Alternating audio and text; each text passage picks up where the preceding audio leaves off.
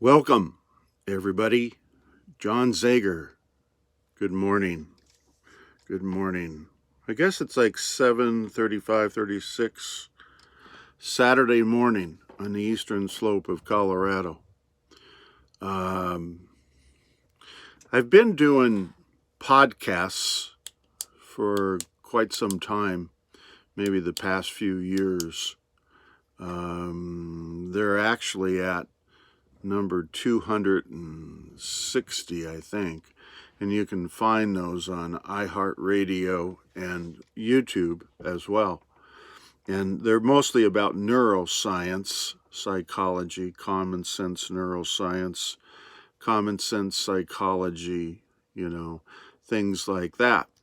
We've all been working various programs to stay healthy, upregulate genes that will enhance our health and prevent disease. And we've talked extensively about how we get disease from our thoughts and perceptions that are given to us at an early age. So I thought what I would do is start doing YouTube videos. And this is the first one, so it's going to be rough. And I'm actually trying to get the iPhone camera all set up so that things seem to be okay. And I'll have to check volume and things like that. So bear with me for a few days. What I will do is encourage you to go back into some of my podcasts that talk about the foundation with neuroscience and kind of get a base to work from off of that. What I was hoping to do was pick up from this morning and just start going on with podcasts and YouTube videos. But excuse me, as I'm sitting here at home right now, I realize that for this new series with being on YouTube, I probably ought to start in the beginning and go through some of the basic stuff. And I will do that. And I guess for the sake of, I don't know, getting started, maybe that's what we'll do. We'll just do a short YouTube and touch on just a couple things that are real basic to the understanding and principles of neuroscience and self-healing. That's what I do. My background is, I started in 1969, I believe it was late August, in psychology, and have worked all the way up to 2008 in clinical psychology, when at that point I kind of retired doing clinical stuff. And I started in 2008, 2007. I started doing heavy research into neuroscience. And I found that to be probably a little better approach for people than clinical psychology. And ever since 2008, I've just read everything and gone to every resource I can find. I've interviewed people. I've interviewed people that, what would you say, spontaneous recovery type people. And I've put together different programs based on 3 programs that I think are highly successful and worth taking a look at. The first one, of course, is Dr. Joe Dispenza's program, and I think he does an absolute wonderful job at getting people to understand the science of self-healing. And I encourage you to go and listen to all of his lectures and speeches and his workshops. Most everybody that's watching me right now probably has already done that. He's got a wealth of information. He's got several excellent books out there, and there's all types of meditations that you can acquire and start learning how to use yourself. And hopefully you get to attend, maybe one of his advanced workshop seminars, where they're now, I believe, a week long, right? The second program that I sort of incorporate, I'm drinking some coffee this morning. It's half and half. I don't drink regular coffee. I drink, 50% less caffeinated. And I don't know. I got up early and did some blogging and got that completed, and just enjoying a cup of coffee as I'm talking to you guys. So here I am in my camping cup. See that there? Isn't that nice? And it works really well keeping things warm. And I enjoy drinking out of it. But anyway, the second program that I sort of follow and have incorporated different bits and pieces from is the law of attraction, The Secret. And I think there's a lot of similarities between Dr. Joe and the law of attraction. People need to be more honest about that. There's a lot of people that automatically dismiss the law of attraction if they're in Dr. Joe's program. And I get that. And they say that, maybe they don't have all the answers that they need to have in the law of attraction. Different people will ask different questions of Abraham, and she sometimes stumbles and doesn't seem to have the answer that, or unanswer that people are looking for. But I still think it's a tremendous program, and there are benefits to following it, and there are benefits that you can take out and put into your own program that you're working. The third program, and it's not really a program, I guess, per se, but it's what we don't talk about.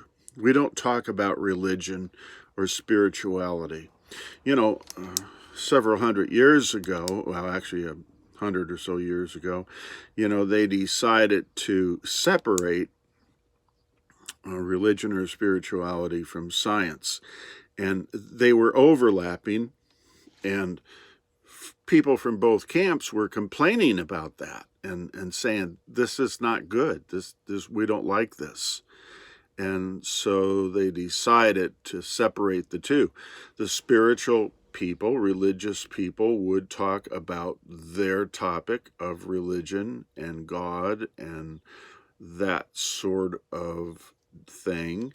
And the scientists wanted to just talk about science. And this is why we think things work, and this is the process, and, here's our spiel.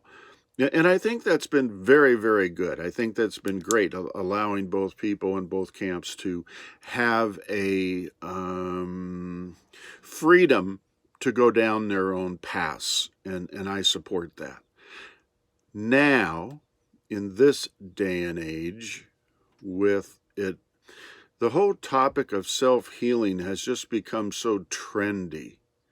There's so many people that are want-to-be's, in this field.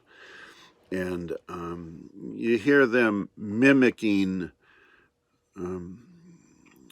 things that Dr. Joe says, and when they do their testimonials, it's not like the old testimonials that Dr. Joe used to have, where people would be in 3rd and 4th stage cancers and miraculously, however you want to say it, they no longer have their cancer or disease or terminal illness, and it can't be found. Nowadays, there's a lot of people that are with lesser, in other words, not terminal illness, but other issues that are very, very significant and important, and they're trying to self-heal of those kinds of things. Some of the stuff I might mention are, boy, that's good. I should have started drinking it earlier. You know, you have the physical stuff that's going on with people, all the physical illnesses and diseases and traumas and just awful, horrendous things that people are seeking treatment for. And hooray, however small they are, it's important for these people to learn how to self-heal. And I support that. Whether you're trying to self-heal your dog or your neighbor's cat, I'm probably not on board there. I wish the best for the dogs and the cats and all those kind of a sundry type illnesses, but it's not really where I'm going. You know, I think it's great people want to do that, but it's not my 49 years of work. But the second area has to do with emotional. You know, I come from a clinical background, psychology, for, I don't know, 43 years or whatever it is. And actually, even when you retire, you don't retire because you're still dealing with it. You're still doing coaching. You're still doing consultation. You're not doing counseling or therapy, right? You're now doing education and training. It's different. So you can talk to a larger mass of people about an issue, and you're not necessarily doing therapy. Who's an example of that? Tony Robbins, of course. And you know, you'll see Tony stand up in front of, I don't know, several thousand people. I'm not even sure. And you know, somebody will get up and address a particular issue that has to do with emotions, and Tony will do a session, you know, using other people within the audience as well as that individual, and he's not really doing therapy, but he's doing more of an educational training type thing with that individual in the group. That's kind of what I do. And you can also do that with individuals, and, you know, people will come up and say, you know, can we work on this, that, or the other thing in regards to emotions? And sure, you know, there's all kinds of education that you can provide for a person that could be beneficial. But it's just not doing therapy or anything like that. So the emotional part, the mental health side of it, people that have anger issues, hostility issues, bitterness, depression, anxiety, you follow me? You know, there's all of that stuff that's going on that are significantly interfering with a person's growth and life. And Tony Robbins, of course, Dr. Joe and Law of Attraction and obviously spirituality all deal with those issues as well in regards to self-healing. And that's kind of where I go from. Is I'm not a medical doctor. I'm a clinician, and therefore I seem to probably have a better understanding of the emotional stuff than of all of the physical things that are happening, you know, to people. So there's those two categories that people want to self-heal on. The third category that people want to self-heal on, I'm pouring down this coffee. I probably should get coffee that has caffeine in it. It might wake me up a little bit quicker. But the third category just has to do with plain old life. And I'll give you one very specific example, and that has to do with lack, living below poverty level. Okay, there's, gosh darn, look at LA. I mean, I see that on the 5:30 news or 5 o'clock news or whatever. You know, people camped out on the streets. Down in Denver, you know, people are camped out on the streets. Most all the big cities now let you just camp out wherever you want to camp out. And the smaller towns, this is really bad, but, you know, I'm aware that some of the smaller towns in the U.S. just do not want homeless people anywhere in their town, and they're doing all kinds of awful and horrendous things to move them on. And I don't know, you either have feelings one way or the other about that. My approach or attitude regarding that, rather than doing it the way LA is doing it, or Denver, or the large cities with letting people camp out on the streets, San Francisco, gosh darn, there's another one. And I don't agree with the smaller towns just wanting to harass them until they move out. I believe education and training is how we get people out of lack, right? And we get them involved in a program. And when I say a program, think in terms of, I'll describe my program as we get doing more of these videos.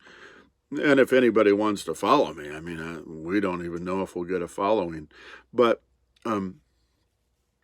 you know, just think in terms of Dr. Joe's program. I mean, everybody knows that program. They watch it. They follow it on YouTube, blah, blah, blah, blah, blah. And if we could get those homeless people educated and trained, consultation, education, coaching, you know, to move their growth into a different dimension to where lack is not the main goal, okay? Because a lot of these people have just flat out given up and said that's the way it's going to be, and so be it. And I'll go poop on the street. I mean, they actually had a picture. Where was that? 2 or 3 days ago on the internet, next to a plush outdoor restaurant, you know, on the street. And there was a homeless person taking a poop right in front of him. We need education and training both for the officials as well as the people. I've sent a encouraging comment to Tony that, you know, here's a guy who has taken Psychology 101 as far as I'm concerned and just done an amazing job teaching people. And why couldn't he offer, I mean, he's worth, I don't know how much he's worth, $500 million or $1 billion, I have no idea. But why couldn't he, with all of his wisdom that he has, clearly, why couldn't he offer over in LA? I mean, I know he lives down in the San Diego area, but why couldn't he just write off renting an auditorium or something for the homeless people in LA and give them a morning, 4 hours of lecture and education and training around how to get out of lack, right? How to get out of lack. I think he would become a saint at that point.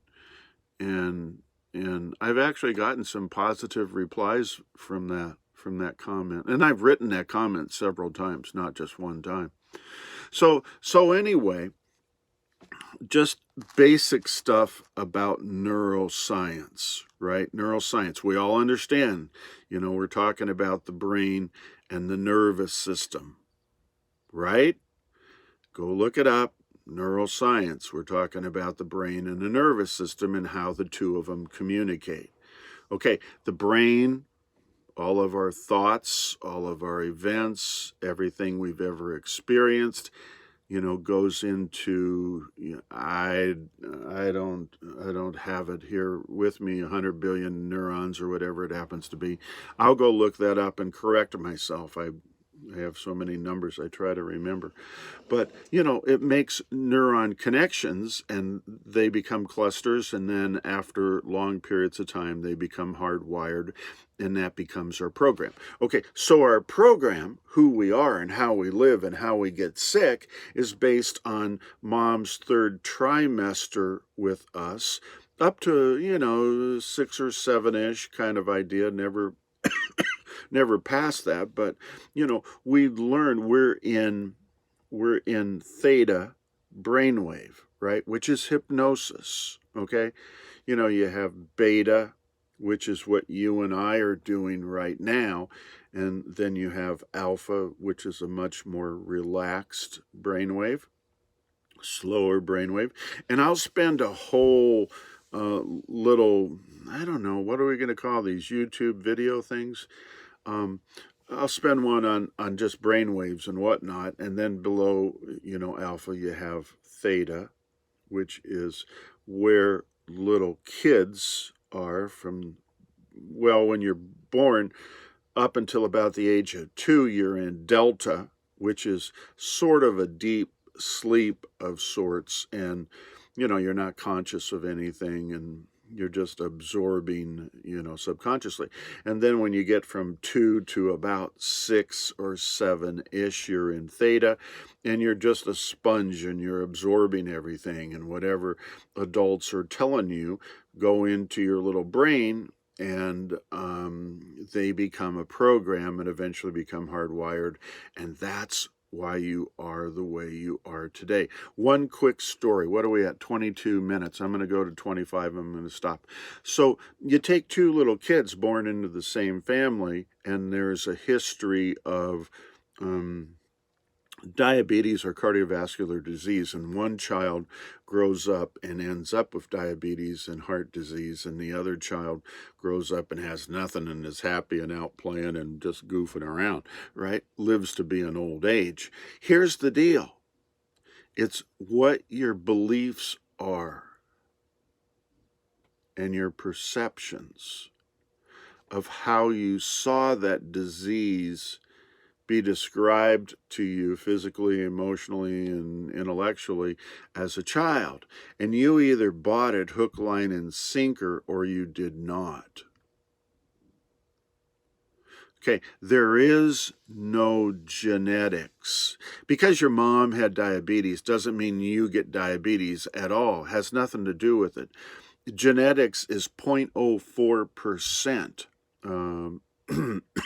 Excuse me. Sickle cell, for instance, is one of the genetics that are, it's gone from parent to kid. Excuse me. So anyway, that's kind of I don't know, we're just touching on how this stuff starts to unfold and how we end up acquiring disease, illness, sickness, ill health, a lowered immune system, and that sort of thing. So, first video, there's a lot of stuff I'm going to have to learn so that you guys don't get annoyed with me, like bouncing my arms on the table and causing the camera to bounce up and down. Coughing, I'm going to have to figure out how to not cough. But, so I'm happy that you're here. I'd like to hit 1,000 people. It's going to be really interesting. It's going to be exciting to follow neuroscience. And I'm looking for people of all ages because this affects people of all ages, okay?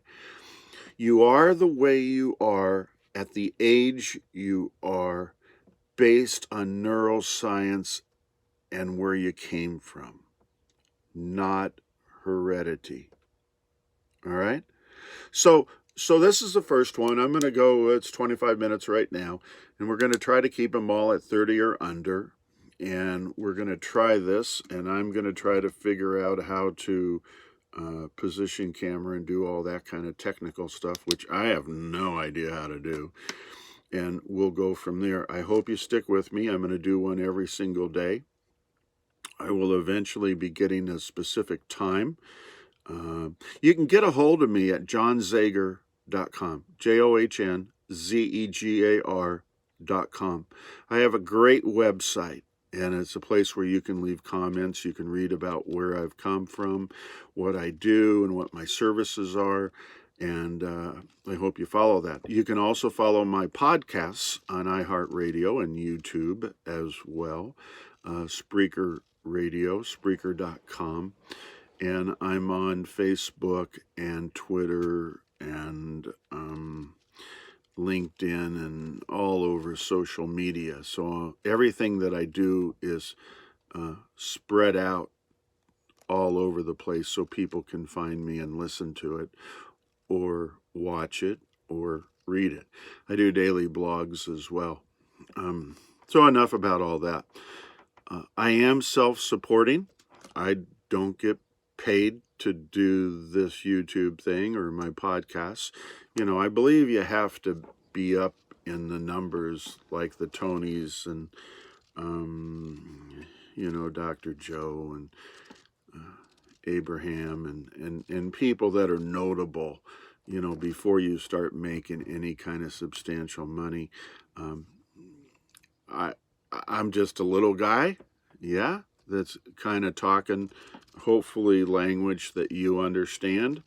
And who knows, maybe sometime down the road that'll produce a penny. So I am self-supporting. What I do ask, and this is my last comment, and then I'll shut up, is that if you have any penny, nickel, dimes, quarters, you know, you can send them to my PayPal account at jzager@gmail.com. No big deal. So anyway, God bless everybody. Take care of one another, and I look forward to talking to you all again real soon. Thanks a lot. See you. Bye.